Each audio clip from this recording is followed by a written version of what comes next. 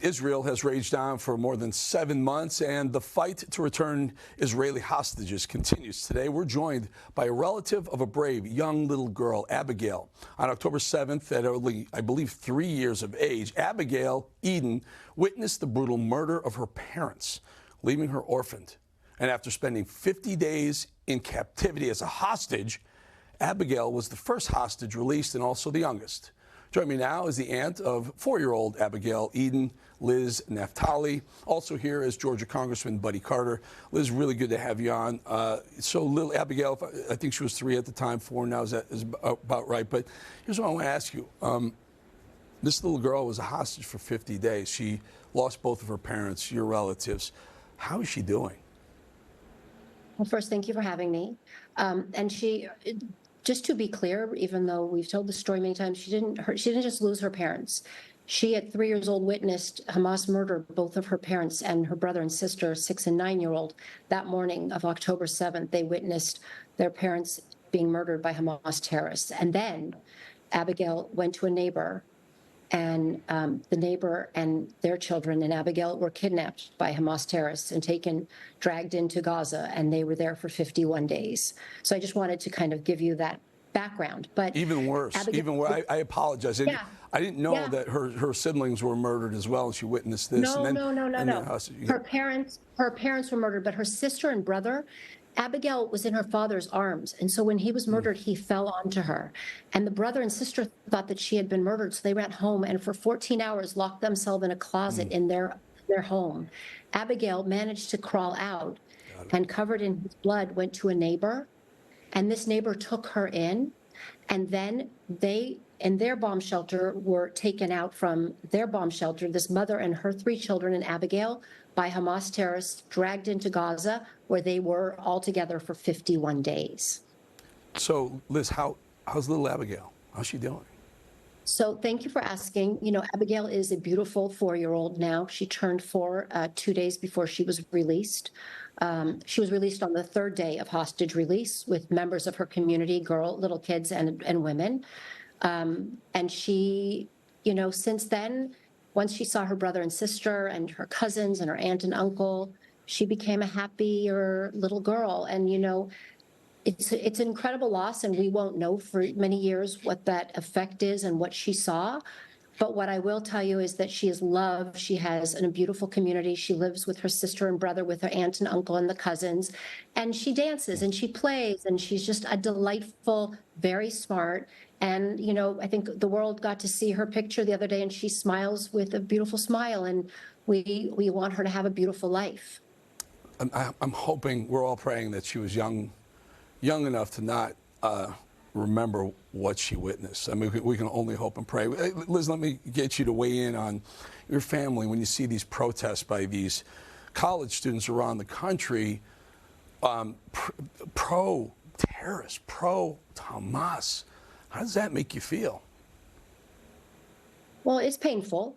You know, one of the things that I've done, and I, as one of the hostage families, 250 people who were kidnapped on October 7th, one of the things that we have dealt with in this past 210 days that Hamas has kept these hostages still in Gaza is the people that have been anti. And watching it is hard because we all understand that what Hamas did, and Hamas is a terrorist organization, and what they did on October 7th was to murder over 1,200 innocent people and then kidnap 250 people.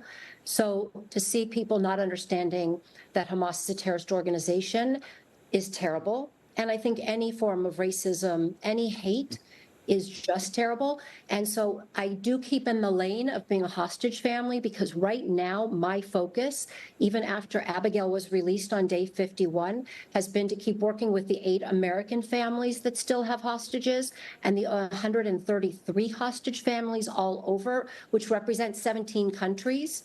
As well as Israelis, over 5 religions.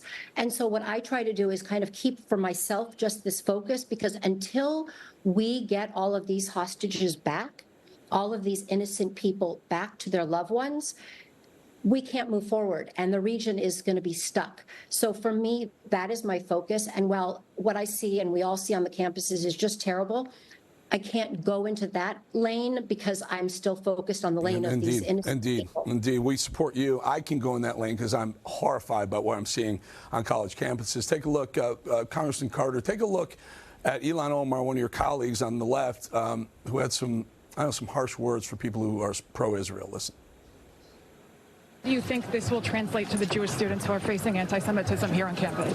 So I actually met a lot of Jewish students that are in the encampment, and I think it is really unfortunate that people don't care about the fact that all Jewish kids should be kept safe and that we should not have to tolerate anti-Semitism or bigotry for all Jewish students, whether they are pro-genocide or anti-genocide. Congressman, she threw that line in there at the end. If they're for pro-genocide, meaning pro-Israel, would be pro-genocide.